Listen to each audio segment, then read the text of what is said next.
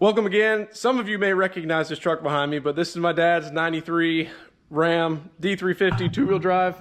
It's been away from the channel for a little while. It's been sitting longer than I'd like to admit, but it's probably been sitting 2 years or more. I can't really remember.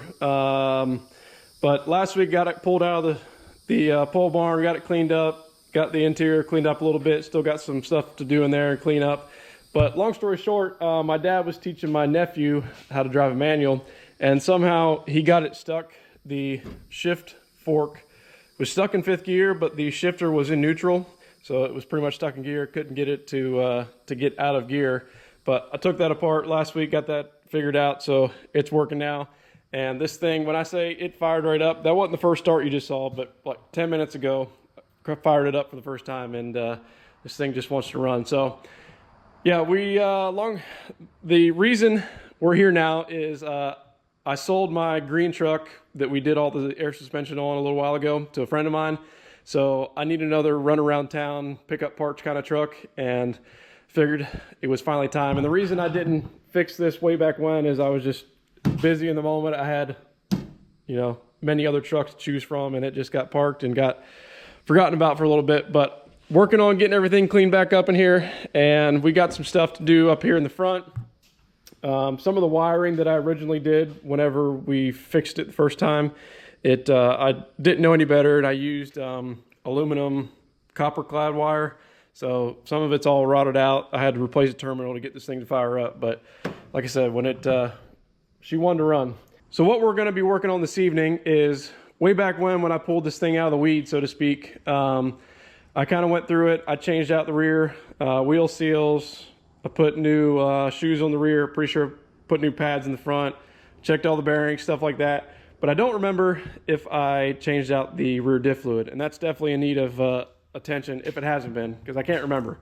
Also, we're not going to dig too much into it, but this drip rail up here is still in great shape. There's hardly any. Most of this is all just surface rust up here. There are a couple spots that are like this, but for the most part it's in great shape. So I want to do something to at least protect this so it doesn't get any worse.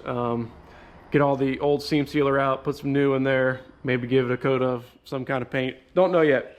But other than that, like I said, we're going to be changing out the rear diff fluid, and Spelab has sent us out a rear diff cover. This is I believe their billet aluminum model here. I'll put all the links and everything down in the description if you're interested, but this is for a Dana 50, 60, 70 axle, but machined on the inside. We'll go over some more about that in a minute. But the awesome thing about this is we've got a fill up here, we've got a sight glass, we've got an 1/8 inch NPT port for a temp sensor, but we also have a drain plug. I don't know why we can't have drain plugs on the factory ones, but having a drain plug makes maintenance so much easier. Don't have to unbolt this anymore, so on and so forth. But new hardware, new gasket, still going to put some silicone on that to make sure everything's nice and tip-top shape. So what we're going to be starting with is get under there, get the old one off, clean it up, let it start draining, and then we'll maybe talk about this a little more.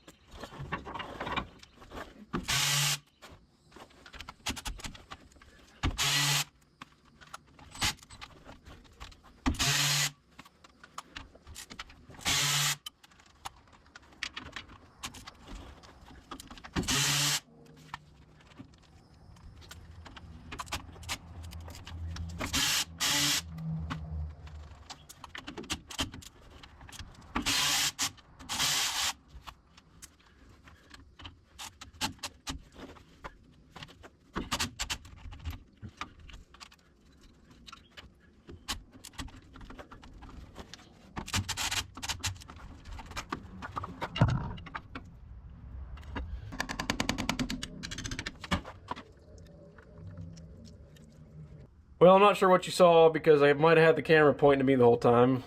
I accidentally bumped it, but definitely in need of some attention in here. Looks a little milky in there. Might have had some water in it for some time, who knows. But I'm not seeing anything too major wrong with it. There is a little pitting on one of the teeth right here on the ring, but for a 400,000 mile rear end. I think it looks all right. So gonna let this drain for a little while and clean it up. Talk more about the diff cover. Got everything underneath pretty much ready to go back together now. It's been draining for a little bit. I'm gonna do a little quick comparison side by side here. Obviously factory cover. This one here is steel and it has, it's got some wear to it. It's definitely been dirty for a while. Gonna need to change fluid out a couple times, run it, change it. And as I mentioned, we've got a drain plug down here, so that will make everything so much easier. But all in all, as I said, this is a steel cover, whereas this is aluminum. This is going to dissipate heat a whole lot quicker, going to make everything run cooler. Fins back here obviously provide more heat dissipation in it, as opposed to factory cover. Also, if you've not been living under a rock, I'm sure we all have heard or know at one point that the flat back diff covers do not provide a great passage for the fluid to reach the front, to reach the pinion and then the bearings and everything in that. So the rounded design here, the fluid gets picked up by the ring gear and tosses it to the front of the diff up here. And then also we have some more cooling places to where when it hits here, it will go off to the side, to the carrier bearings, I think.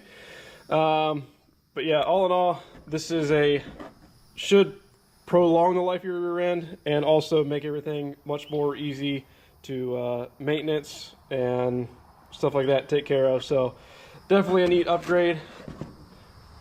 Again, we've got new hardware to go with it. These are Allen bolts, so once we put these in, these shouldn't need to come back out. Hopefully, unless you're re-gearing or you have for whatever reason, catastrophic failure. But gonna get this here, get some silicone on both sides, get it up there, and get this thing installed, let it sit up for a little while, get some fluid in it, and get this thing ripping again. Real quick, just want to say thanks again to Spelab for setting this out. Again, all the information will be in the description. There's a couple different models, different brands. You know, there's plenty of things out there, but makes sense going on this old girl here. Make sure we get the most life we can out of this rear end. In our case, we've got a brake line up here we've got to modify to get it out of the way.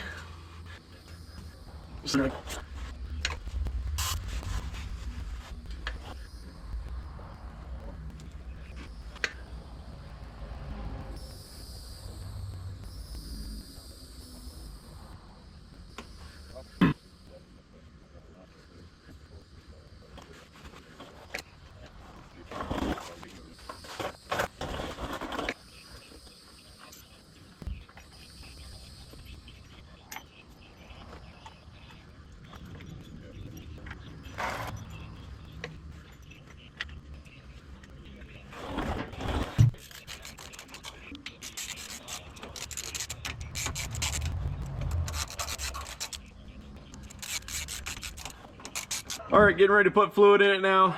Got everything installed. Silicone's had some time to dry and everything, so should be able to just fill her up. Hopefully I got enough fluid. I got 4 quarts. I don't think it takes that much. What was I gonna say?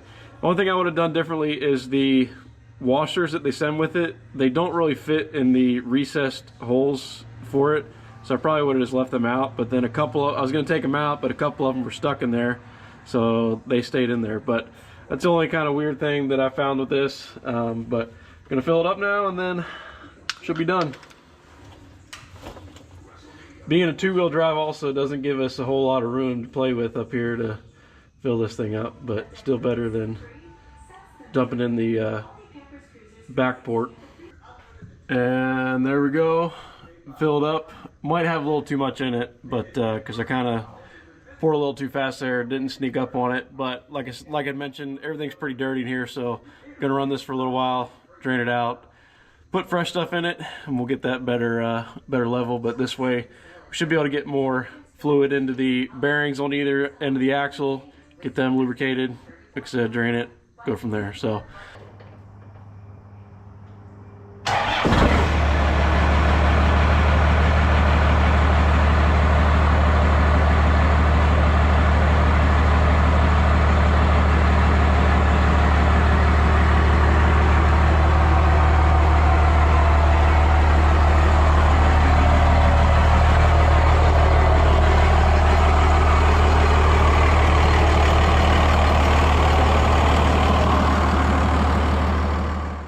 Well, thanks for hanging out. That's gonna do it for now. I'm not sure what's to come of this truck right now. I don't know when I'm gonna get the chance to work on it next. I've been very busy lately, so we'll see. Might be this, might be something else, but appreciate y'all watching, and we will see you on the next one. Thanks, guys.